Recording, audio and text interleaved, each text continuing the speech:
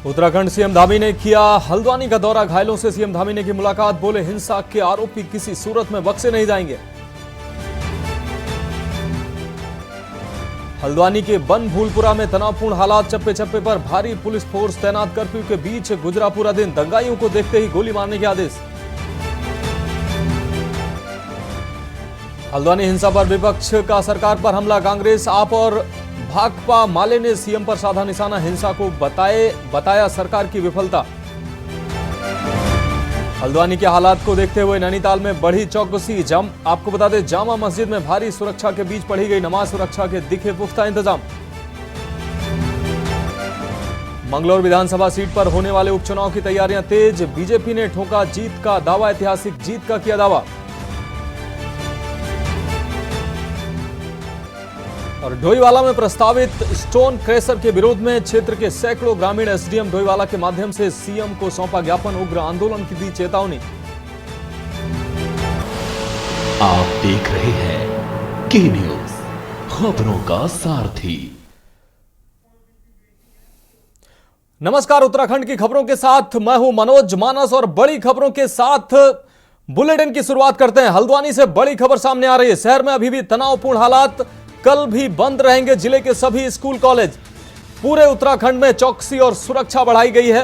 हल्द्वानी में इंटरनेट सेवाएं बंद कर दी गई हैं। स्कूल बंद किए गए हैं। सड़कों पर सन्नाटा पसरा हुआ है। तो हल्द्वानी में इंटरनेट सेवाओं को बंद किया गया है। सभी स्कूलों को भी बंद रखा गया है। आपको बता दें, सड़कों पर सन्नाटा पसरा दिखाई दे रहा है। हल्द्वानी से यह खबर आपको दिखा रहे। शहर में अभी भी तनावपूर्ण हालात बने हुए हैं। प्रशासन पूरी तरह से मुस्तैद है। कल भी स्कूल बंद रखने के निर्देश प्रशासन की तरफ से दिए गए हैं। पूरे उत्तराखंड में चौकसी और सुरक्षा बढ़ाई गई है। तो हल्द्वानी हादसे को देखते हुए पूरे उत्तराखंड में हाई अलर्ट पर प्रशासन, आपको बता दें, पुलिस और सुरक्षा व्यवस्थाओं को रखा गया। हल्द्वानी से यह खबर आपको दिखा रहे हैं। शहर में अभी भी तनावपूर्ण हालात को देखते हुए सुरक्षा के पुख्ता इंतजाम किए गए हैं। कल भी स्कूल बंद रखने के निर्देश प्रशासन की तरफ से दिए गए हैं। पूरे उत्तराखंड में चौकसी और सुरक्षा बढ़ाई गई है। हल्द्वानी में इंटरनेट सेवाएं बंद रखी गई हैं। सड़कों पर सन्नाटा पसरा नजर आ रहा है। और इस खबर पर ज्यादा जानकारी के लिए हमारे साथ हमारे ब्यूरो चीफ राजेश वर्मा जी हमारे साथ जुड़ गए हैं।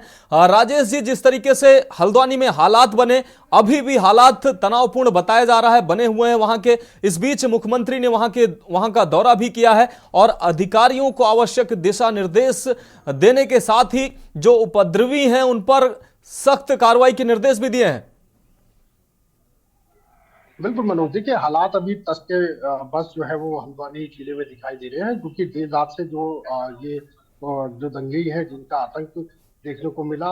लगभग 150 से ज्यादा लोग जो है इसमें घायल हुए और 5 जो है मौत हो चुकी है अब तक की जानकारी के हिसाब से बताएं। और इसके साथ साथ देखिए अभी स्थिति जो है वहां पर कंट्रोल में है और खुद लगातार मुख्यमंत्री पुष्कर सिंह धामी जो है पूरे मामले का जो है संज्ञान ले रहे हैं। लगातार बात की जाए तो लॉ एंड ऑर्डर से लेकर तमाम जो डीजीपी है अभिनव कुमार, वो भी आज वहां पर मुआयना करने के लिए वहां पहुंचे और चीफ सेक्रेटरी राधा रतूड़ी भी जो है वहां पर पहुंची। और इसके साथ साथ अभी शाम में ही मुख्यमंत्री जब हल्द्वानी पहुंचे तो वहां घायलों का हालचाल पूछा और साथ ही जो पुलिसकर्मी है, पत्रकार है, सभी लोगों का जो है हालचाल पूछा। और कतई भी बर्दाश्त नहीं किया जाएगा, जो भी हुड़दंगी है उनके ऊपर सख्त कार्रवाई की जाएगी। देखिए ये एक महत्वपूर्ण बात है। और इसके साथ साथ देखिए जिस तरीके से सक्रियता दिखाई दी मुख्यमंत्री की, उसके साथ साथ जो पूरा हल्द्वानी जिला है उसको छावनी में तब्दील कर दिया गया है। कल देर रात से ही नेट सेवा वहां पर पूर्ण रूप से बंद है। इसके साथ साथ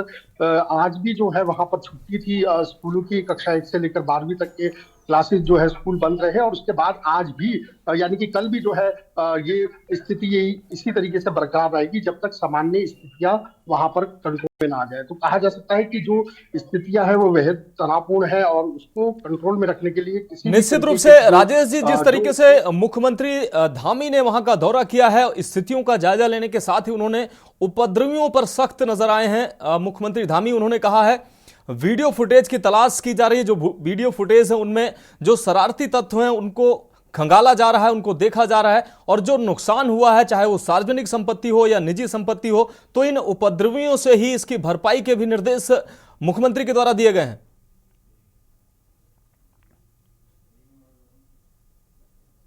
राजेश जी,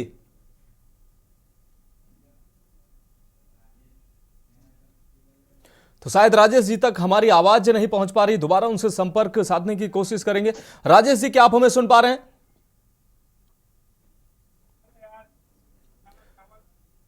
राजेश जी, क्या आप हमें सुन पा रहे हैं? तो राजेश जी से हमारा कनेक्शन कट गया। आपको बता दें कि जिस तरीके से हल्द्वानी में हालात बने हुए हैं, इस बीच सीएम का दौरा भी हल्द्वानी का हुआ है और उन्होंने वहां के हालात का जायजा लिया है। राजेश जी, क्या आप हमें सुन पा रहे हैं?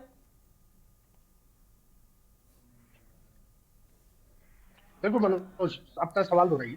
हाँ राजेश जी, जिस तरीके से मुख्यमंत्री का वहां दौरा हुआ, उन्होंने हालात का जायजा लिया और अधिकारियों को सख्त निर्देश भी दिए। उन्होंने खासकर उन्होंने उपद्रवियों पर सख्त नजर आए सीएम। उन्होंने कहा कि जो वीडियो खंगाले जा रहे हैं, जो उपद्रवी हैं, जो सार्वजनिक संपत्ति का नुकसान हुआ है और निजी संपत्ति का जो नुकसान हुआ है, इन्हीं उपद्रवियों की तरफ से यह भरपाई की जाएगी।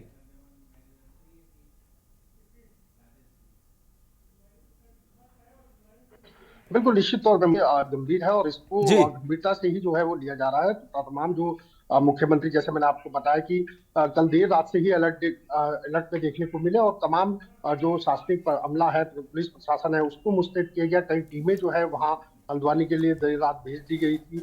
लगभग 1200 से ज्यादा जो है पुलिसकर्मी इस समय वहां पर तैनात है। और देखिए, जैसे नेट सेवा जो है फिलहाल अभी जैसे मैंने बताया कि कल देर रात से ही वहां पर बंद की गई है, ताकि कोई भी इस तरीके की आपत्तिजनक वीडियो या किसी भी तरीके का संदेश जो है वो दंगे जो है वो ना फैले और ये सारी चीजें कंट्रोल में रहे। तो यही वजह है। और लगातार देखिए, जैसे आज शाम जो है खुद मुख्यमंत्री इस पूरे मामले की गंभीरता को देखते हुए हल्द्वानी पहुंचे, वहां पर थाने का निरीक्षण किया जो रोदंगियों ने फूंक दिया था, उसके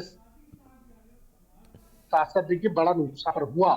इसके साथ साथ देखिए कहीं ना कहीं एक जो विपक्षी दल है या इंडिया गठबंधन के लोग जो है, उनकी भी आज एक सार्वजनिक बैठक हुई, जिसमें तमाम लोगों का यही कहना है कि जो लापरवाही जो बरती गई जो अधिकारियों द्वारा, उनके ऊपर एक्शन लिया जाए। और जो धामी जिस तरीके से कह रहे हैं कि जो सख्ती बरती बात है, तो पहले जो वहां पर प्रयोजित तरीके से जो ये जो वहां पर हुदंगी वहां पर पहुंचे और जिस तरीके से पुलिस प्रशासन को इस तरीके का अंदाजा नहीं था, क्या कमियां थी, तो तमाम ऐसी चीजें हैं जो जांच के विषय है, जिनको लेकर के जो विपक्षी दल है वो भी जो है निश्चित रूप से राजेश जी, निश्चित रूप से मुख्यमंत्री ने भी आवश्यक निर्देश दिए हैं कि जो अराजक तत्व हैं, इन पर वीडियो फुटेज जो निकल कर सामने आ रहे हैं, उनके आधार पर कार्रवाई की जाएगी। आपका बहुत शुक्रिया इस अहम अपडेट, अहम जानकारी के लिए। आप आगे भी आपसे अहम अपडेट लेंगे, आप नजर बनाए रखिए।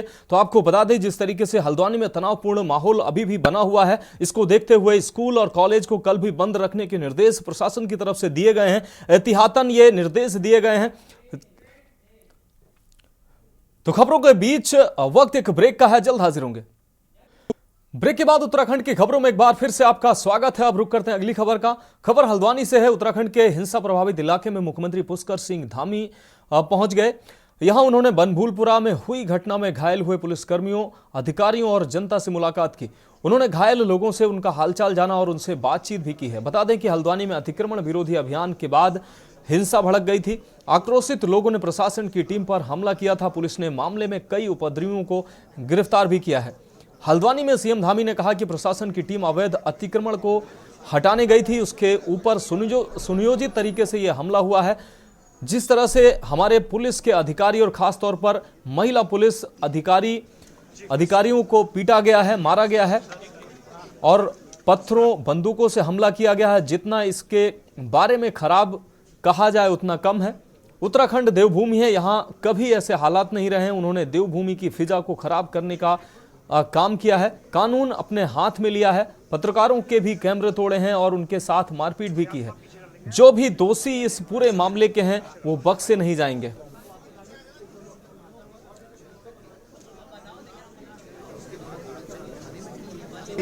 ये न्यायालय के आदेश पर अतिक्रमण हटाने का जो काम है वो चल रहा था और ये काम पहले से चल रहा था। और कल जब प्रशासन की टीम, पुलिस की टीम उसी अवैध अतिक्रमण को हटाने के लिए गई थी, जो अवैध निर्माण था उसको हटाने गई थी, उसके ऊपर पूरा सुनियोजित तरीके से जो ये हमला हुआ है, जिस प्रकार से हमारे पुलिस के जवान, पुलिस के अधिकारी और ख़ास तौर से जो हमारे महिला पुलिसकर्मी हैं, उनको जिस तरह से मारा है, पीटा है, उनके ऊपर हमला हुआ है पत्थरों से और बंदूकों से, ये बहुत ही जितना इसके बारे में खराब कहा जाए वो कम है। हमारी देवभूमि है, उत्तराखंड देवभूमि है, यहाँ पर ऐसे हालात कभी नहीं हुए। इन्होंने देवभूमि की जो फिजा है, देवभूमि का जो माहौल है, उसको खराब करने का प्रयास किया है। पूरी तरह से कानून तोड़ा है, कानून अपने हाथ में लिया है। पत्रकारों को भी पूरी तरह से उनके कैमरे तोड़े हैं, उनके साथ मारपीट की है। और मैंने आज सवेरे कुछ पत्रकार साथियों से बात करी फोन पर, तो उन्होंने बताया कि उनको जिंदा आग में झोंकने का भी प्रयास किया गया पकड़ के। और एसडीएम रेखा कोहली से भी मैंने बात करी, उन्होंने मुझे बताया कि किस तरह से उनके साथ वहां पर मारपीट हुई है, किस तरफ से आगजनी हुई है, हत्या का किस तरह से प्रयास हुआ है। कानून अपना काम करेगा। इसमें जिन लोगों ने भी सरकारी संपत्ति जलाई है या लोगों की संपत्तियां जलाई हैं, वाहन जलाए हैं, उसके सारे वीडियो फुटेज, फुटप्रिंट सभी उपलब्ध हैं।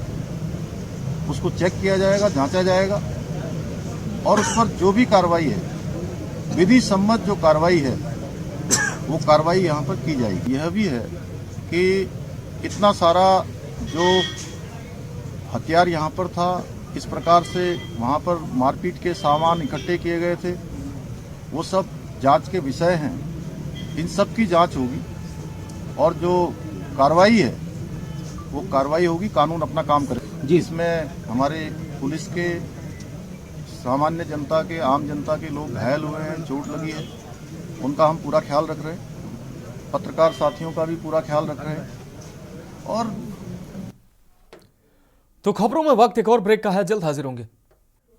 ब्रेक के बाद एक बार फिर से उत्तराखंड की खबरों में आपका स्वागत है। अब बढ़ेंगे अगली खबर की ओर। जनपद नैनीताल में हल्द्वानी के बन भूलपुरा में अतिक्रमण हटाए जाने के दौरान हुए उपद्रव और आगजनी के बाद उत्तराखंड कांग्रेस कमेटी के प्रदेश अध्यक्ष करण माहरा ने प्रेस कॉन्फ्रेंस की है और सरकारी तंत्र और उत्पात मचाने वाले लोगों के खिलाफ जांच की कार्रवाई की मांग की है।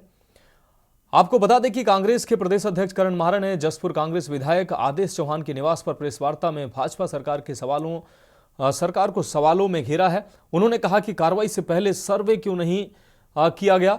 मलिका बगीचे में बने अवैध मदरसे और धर्म स्थल को तोड़ने के लिए नगर निगम प्रशासन और पुलिस की टीम क्षेत्र में बिना सर्वे के ही घुस गई। विरोध के बावजूद पुलिस प्रशासन और नगर निगम की टीम ने मामले को हल्के में ले लिया।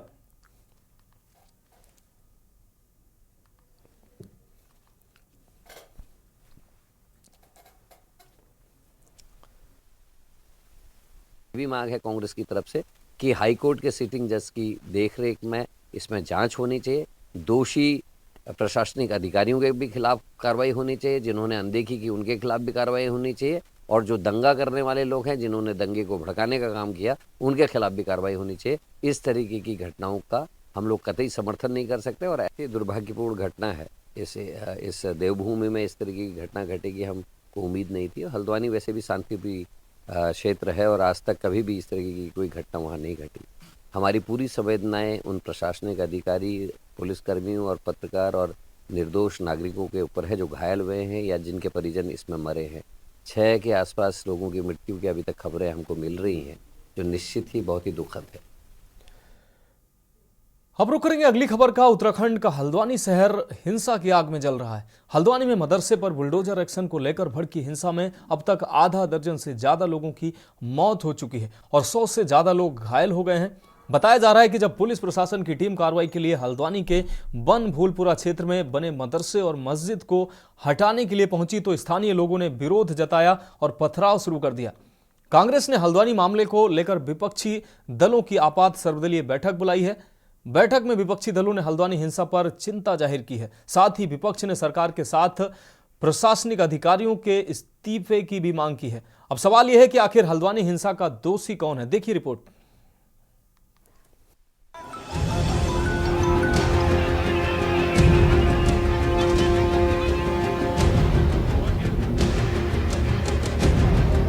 लोकसभा चुनाव से पहले उत्तराखंड में हिंसा की आग भड़क गई है। हल्द्वानी के बनभूलपुरा क्षेत्र में नजूल जमीन पर बनी मस्जिद और मदरसे को हटाने का हाईकोर्ट ने आदेश दिया था और आदेश पर की जा रही पुलिस प्रशासन की कार्रवाई का स्थानीय लोग विरोध कर रहे थे। पुलिस ने आक्रोशित भीड़ पर काबू पाने के लिए आंसू गैस के गोले दागे, लाठीचार्ज किया, लेकिन बवाल बढ़ने लगा। तब रामनगर से अतिरिक्त फोर्स बुलाई गई। बवाल करने वाली भीड़ ने आगजनी करनी शुरू कर दी। मकानों और दुकानों पर तोड़फोड़ की गई। दर्जनों गाड़ियों को फूंक डाला गया, जिसके बाद इलाके में कर्फ्यू लगा दिया गया। देर रात तक हल्द्वानी हिंसा की आग में जलता रहा। वहीं मुख्यमंत्री पुष्कर सिंह धामी ने शासन के वरिष्ठ अधिकारियों की बैठक बुलाई। मुख्यमंत्री बैठक में हल्द्वानी की वर्तमान स्थिति की समीक्षा की। मुख्यमंत्री ने पुलिस को अराजक तत्वों से सख्ती से निपटने के स्पष्ट निर्देश दिए हैं। आगजनी पथराव करने वाले एक एक दंगाई की पहचान की जा रही है। सौहार्द और शांति बिगाड़ने वाले किसी भी उपद्रवी को बख्शा नहीं जाएगा। हल्द्वानी के बनभूलपुरा क्षेत्र में न्यायालय के आदेशों के क्रम में प्रशासन की टीम अवैध अतिक्रमण को हटाने गई थी। वहां पर कुछ अराजक तत्वों के द्वारा पुलिस के साथ झड़प हुई है, पुलिस के साथ संघर्ष हुआ है वहां पर, और कुछ पुलिस के लोगों को, प्रशासन के लोगों को चोटें आई हैं।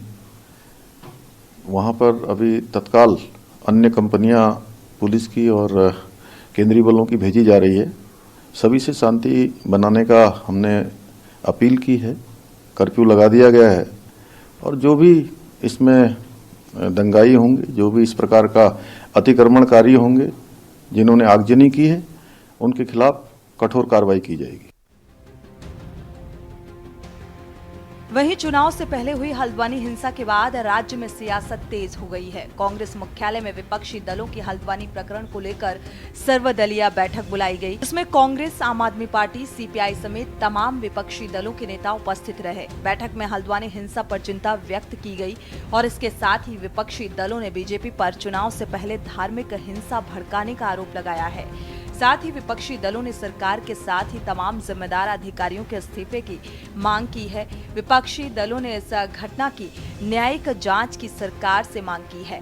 वहीं कांग्रेस प्रदेश अध्यक्ष करण माहारा के नेतृत्व में कांग्रेस नेताओं ने हल्द्वानी पहुंचकर जमीनी स्थिति का जायजा लिया है। देखिए, मांग रख रहे हैं हम कि डीएम को और एसएसपी को तत्काल प्रभाव से बर्खास्ती किया जाए, हटाया जाए अपने पदों से वहां से। और हमने मुख्यमंत्री जी से और राज्यपाल जी से मिलने का समय भी मांग रहे हैं, क्योंकि सभी जो जन संगठन हैं, सामाजिक संगठन है, राजनीतिक संगठन है, उनके लिए चिंता का विषय बना हुआ है कि आज हल्द्वानी कल कौन।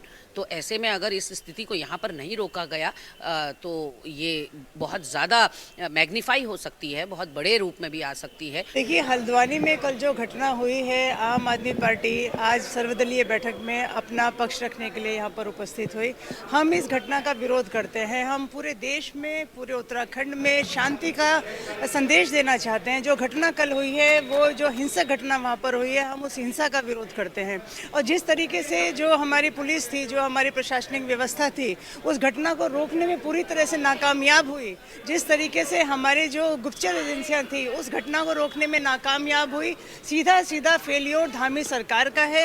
या तो धामी सरकार की मिलीभगत है कि इस तरह की घटनाएं हों और जो 2024 का चुनाव है उसको फिर हिंदू और मुस्लिम के मुद्दे पर पोलराइज कर दिया जाए। आम आदमी पार्टी ऐसा बिल्कुल नहीं होने देगी। हिंसा की जो पूरी घटना हुई है वो दुर्भाग्यपूर्ण है, निंदनीय है और किसी भी तरह की हिंसा को हम स्वीकार नहीं करते हैं। हम इसकी निंदा करते हैं, शांति की हम अपील करते हैं। लेकिन इसके साथ साथ हम ये मानते हैं कि सुनियोजित तरीके से प्रशासनिक चूक है, प्रशासन स्थितियों का आकलन करने में विफल रहा है और उसके चलते इतनी बड़ी हिंसक घटना हुई है। इसलिए पहली बात यह है कि इस घटना की न्यायिक जांच होनी चाहिए। नैनीताल ज़िले के डीएम और एसएसपी को तत्काल हटाया जाना चाहिए और इस पूरी घटना की न्यायिक जांच हो। मजिस्ट्रेट रिटायर्ड या एक्टिंग चीफ जज से इसकी जांच कराई जाए। कुल मिलाकर चुनाव से पहले उत्तराखंड का हल्द्वानी शहर हिंसा की आग में जल रहा है। हल्द्वानी में मदरसे पर बुलडोजर एक्शन को लेकर भड़की हिंसा में अब तक आधा दर्जन से ज्यादा लोगों की मौत हो चुकी है।